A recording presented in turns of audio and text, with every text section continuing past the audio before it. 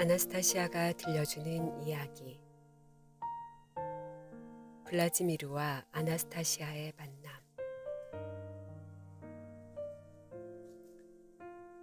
블라지미르 메그레는 시베리아 강들을 따라 증기선에 물건을 싣고 여러 도시들을 왕래하며 물건을 파는 러시아의 사업가입니다.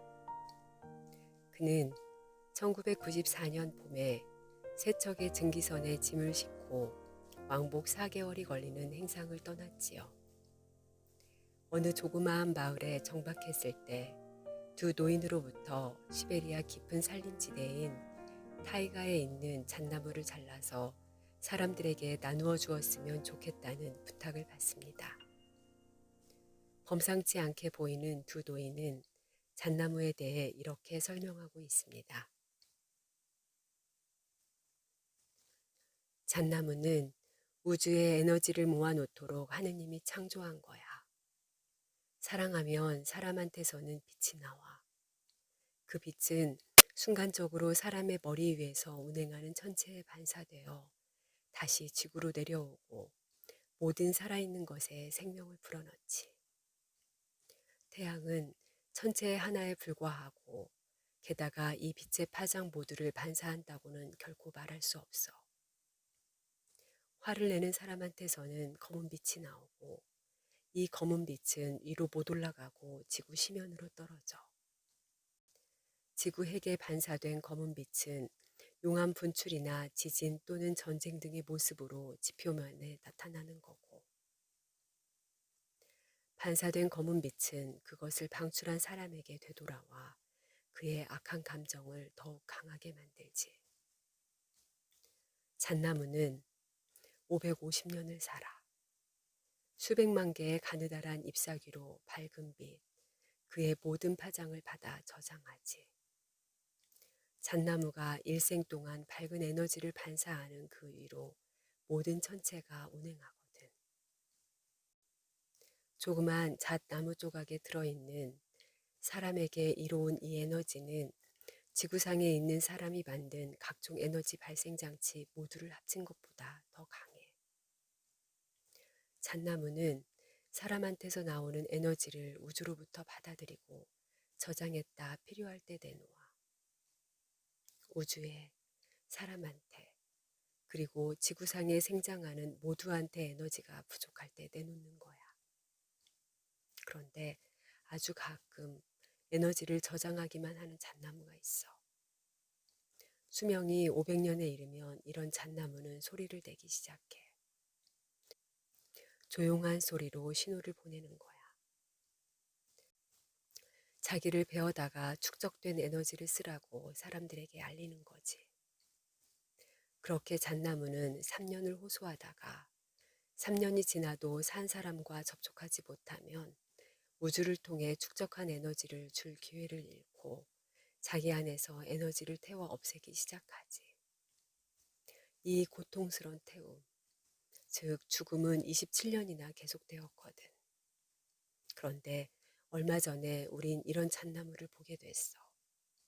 우린 알아봤지. 벌써 2회째 운다는 걸. 조용히 울지. 아주 조용히. 아마 더 오랫동안 호소하려고 그럴 거야. 하지만 남은 건 딱 1년인걸. 그걸 잘라다 사람들에게 나눠줘야 하는데. 하지만 블라지미르는 일정이 있었기 때문에 두 노인의 부탁을 들어주지 못했고 행상을 계속할 수밖에 없었습니다. 행상을 마친 후 블라지미르는 잣나무에 대한 책을 모두 구해 읽어보았고 당시에는 노인의 말이 지나친 미신이거나 그 지방의 전설일 것이라고 생각했었는데 점점 믿음이 갔습니다. 그래서 1995년 두 노인을 만났던 장소로 가서 마을 사람들의 도움을 받아 직접 소리내는 잣나무를 보고 100가지 운반할 수 있는 방법을 찾아보기로 했습니다. 그러나 실상은 잣나무보다는 잣기름 제조 비법에 관심이 있었습니다. 서양에서 판매하고 있는 잣기름이 상당히 높은 가격에 판매되고 있기 때문입니다. 이때 아나스타시아를 만나게 되는데 이 장면을 소개하고자 합니다. 보트를 바위에 묻고 가까운 인가로 가려던 참에 둔덕 위에 서 있는 한 여자를 발견하곤 다가갔다. 그 여자는 낡은 점퍼와 긴 치마를 입고 북쪽 오지 사람들이 가을과 봄에 많이들 신는 긴 고무장화 차림이었다. 이마와 목은 두건에 푹 쌓여 하나도 보이지 않았고 나이를 가늠하기도 어려웠다. 나는 그 여자에게 인사를 건네고 작년 이곳에서 만났던 두 노인에 대해 설명했다. 블라지미르, 작년에 당신과 얘기를 나눈 사람은 나의 할아버지와 증조 할아버지셔. 그녀가 대답했다. 나는 좀 놀랐다. 젊은 목소리에 말투가 아주 또박또박했고 다짜고짜 내게 말을 놨다. 게다가 내 이름까지 부르다니.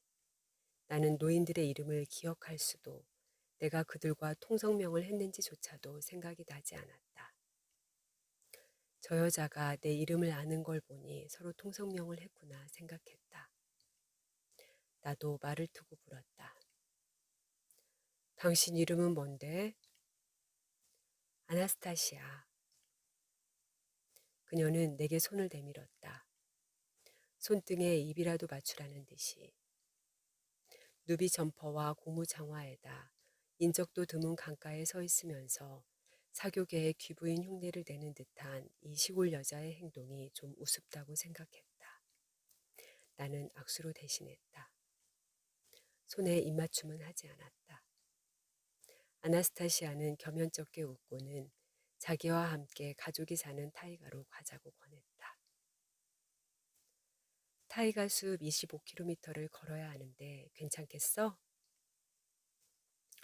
멀긴 멀군. 그럼 내게 소리내는 잣나무를 보여줄 수 있는 거지? 물론 보여줄 수 있어. 그게 뭔지 당신은 알지? 내게 말해줄 수 있어? 아는 만큼 말해줄 수 있지. 그럼 가자. 가는 도중 아나스타시아는 얘기했다. 조상이 대대로 전한 이야기에 따르면 자기 가족과 가문은 대대손손 벌써 수천 년간 잣나무 숲에 살고 있단다. 그들이 문명사회와 직접 접촉하는 일은 아주 드물다고 했다. 만남은 자기들이 사는 곳이 아니라 자기들이 사냥꾼이나 마을 주민으로 가장하고 마을로 나올 때만 이루어진다고 한다. 아나스타시아는 두 도시에 가본 적이 있다. 톰스크와 모스크바에 잠은 자지 않고 딱 하루씩. 도시 사람들의 삶에 대한 자기의 생각이 틀리지 않은지 알고 싶어 가보았다고 한다. 산 열매와 말린 버섯을 팔아 노자를 마련했다. 마을의 한 아주머니가 주민증을 빌려줬단다. 약효가 있는 소리내는 잣나무를 여러 사람들에게 나누어 주자는 할아버지와 증조 할아버지의 생각에 아나스타시아는 반대 의견이었다. 왜란 물음에 잣조각이 좋은 사람뿐 아니라 좋지 않은 사람들의 수중에 들어갈 수도 있으니까 나는 답이 돌아왔다. 잣조각은 실상 나쁜 사람들 수중에 들어갈 거라고 말했다. 그렇게 되면 득보다 실이 더 많으니 좋은 사람들을 돕는 게 더 중요하다는 게 그녀의 생각이다. 모든 사람들을 돕다 보면 성과 악의 불균형은 고치기 어렵고 상태는 전과 같거나 오히려 더 나빠질 수 있다고 말했다. 시베리아 노인과의 만남 이후 나는 잣의 신비한 효능을 밝힌 많은 대중서적과 역사과학 연구물을 읽었다. 이제 나는 아나스타시아가 말하는 잣나무 숲 사람들의 삶의 양식을 파고들어 캐고 싶었다. V. 페스코프의 발표를 통해 널리 알려진 리코프족과 비교해 보았다. 이 가족도 오랫동안 타이가에 떨어져 살았다. 콤스볼스카야 프라브다 신문에 타이가의 오지란 제목의 기사가 실렸었다. TV 방송에도 나왔다. 리코프에 대한 나의 인상은 이들이 자연은 잘 알지만 우리 현대 문명 사회에 대해선 깜깜하다는 것이었다.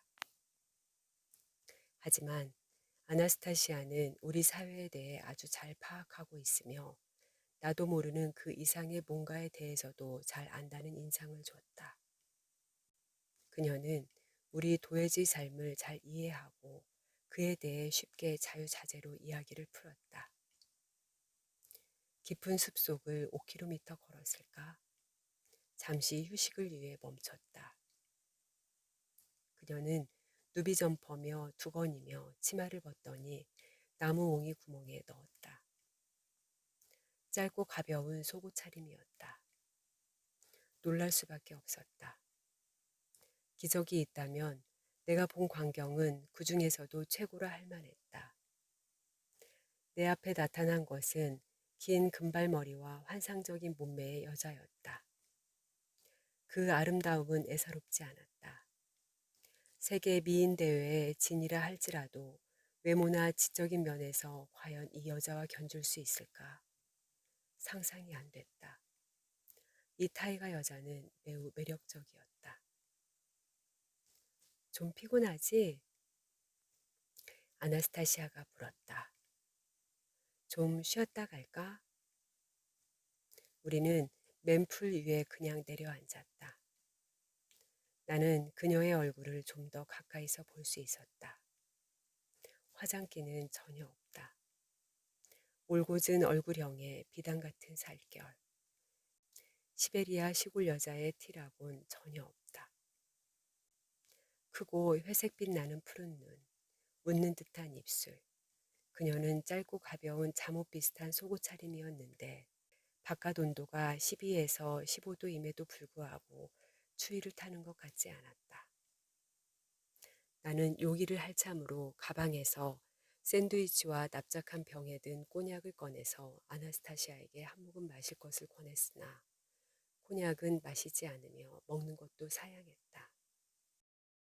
내가 먹는 동안 아나스타시아는 평온하게 눈을 감고 풀에 누워 햇빛의 따스함을 느꼈다. 하늘을 향해 펼친 그녀의 손바닥에서는 금빛이 났다. 황홀한 반나의 그녀였다. 그걸 보자니 슬며시 이런 생각이 들었다. 자고로 여자들이 다리, 가슴을 짧은 치마나 속옷으로 노출하는 이유가 뭐겠어? 옆에 있는 남자의 관심을 끌려는 거 아닌가? 보세요. 내가 얼마나 매력 있는지. 내 마음은 열려 있다고요. 가질 수도 있어요. 그럼 남자는 어쩌란 말인가? 음욕을 억제하며 모른 척하면 여자를 모욕하는 게 되고, 달리하면 하나님이 내린 법도를 어겨야 되고. 다 먹고 나서 물었다.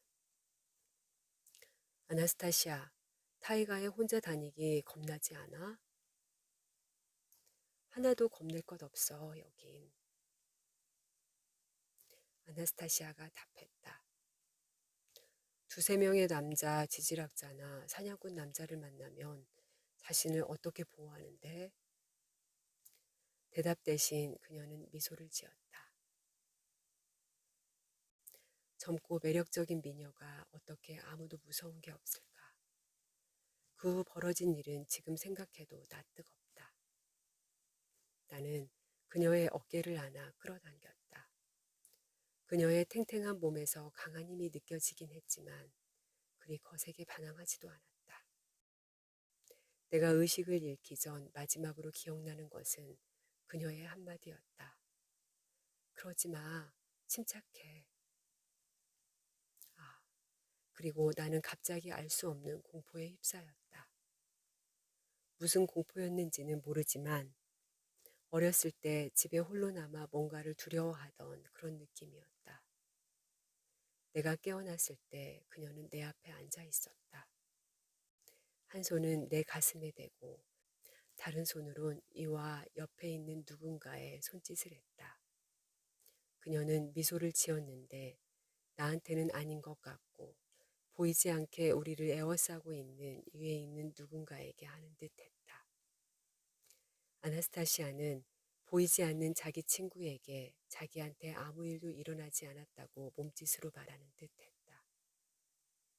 그러고 나서 따뜻하게 나의 눈을 응시했다. 진정해, 블라지미르. 다 지난 일이야. 무슨 일이 일어난 거지?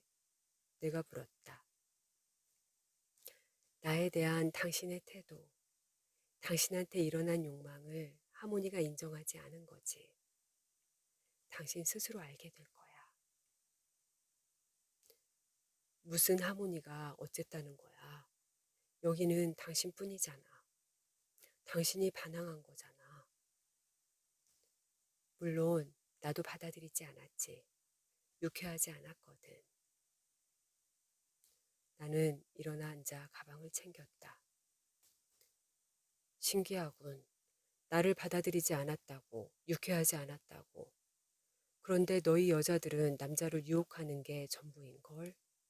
다리를 노출하고 가슴을 내보이고 하이힐을 신지. 참 불편할 텐데 잘도 신고 다니거든. 온갖 매력으로 꼬리를 치고 다니다가는 뭔가 하려면 아, 그러지 말아요. 나 그런 여자 아니에요. 하는 거야. 그럼 왜 꼬리를 치냐고. 아닌 척하기는. 이해가 안 돼. 나는 사업을 하면서 여러 여자를 봤거든. 여자가 원하는 건 딱 한 가지뿐이야. 눕는 방식이 다를 뿐. 당신 말대로 원치 않았다면 넌 왜 겉옷을 벗었는데? 덥지도 않잖아. 게다가 드러누워서는 조용히 미소까지 지었잖아. 옷을 입으면 나는 불편해, 블라지미르. 사람들한테 나갈 때 다른 사람들과 같아 보이려고 나는 옷을 입어. 해 아래 쉬려고 누웠고 당신이 먹는 동안 방해하고 싶지 않았어. 방해하지 않으려 했다. 엄청 방해가 됐거든. 미안해, 블라지미르. 모든 여자들이 남자의 관심을 끌려 한다는 당신의 말이 맞아. 하지만 얼굴과 가슴에만 관심을 원하는 건 아니야. 그보다 더 많은 것을 볼 수 있는 바로 그 유일한 남자가 그냥 지나쳐 버리지 않았으면 하는 거지. 누가 여길 지나쳐 간다고 그래? 그리고 또 뭘 더 많이 봐야 한다는 거야? 눈에 다리가 확 들어오는데. 하여튼 여자들은 참 알 수가 없어. 그래, 유감스럽게도 그런 경우가 많지. 자, 이제 출발하지 않을래, 블라지미르? 충분히 쉬었지? 이 철학녀, 야생녀와 더 갈 필요가 있을까? 나는 순간 생각했다. 하지만 그래, 가자 라고 말이 자연스럽게 나왔다. 이것이 블라지미르가 기억하는 아나스타시아와의 첫 만남입니다. 낯선 오지이며 길도 없는 약 25km의 무성한 숲길을 헤쳐나가야 하고 처음 보는 사람과 동행해야 할 뿐 아니라 시간이 얼마나 걸릴지도 알 수 없고 야생의 짐승들이 사는 곳입니다. 당연히 제대로 된 방어 무기도 없는 상태이지요. 더구나 동행하는 여인은 무언가 이상한 듯하고 주위엔 무언가 알 수 없는 힘이 있는 듯하며 자신은 그 힘에 눌려 일시적으로 의식을 잃기도 했지요. 그럼에도 따라갈 결정을 했다는 것에 상당한 용기를 가지고 있는 사람으로 보입니다. 우린 그의 용기 덕분으로 아나스타시아를 알게 되는 행운을 누리게 되었습니다. 아나스타시아 홍보팀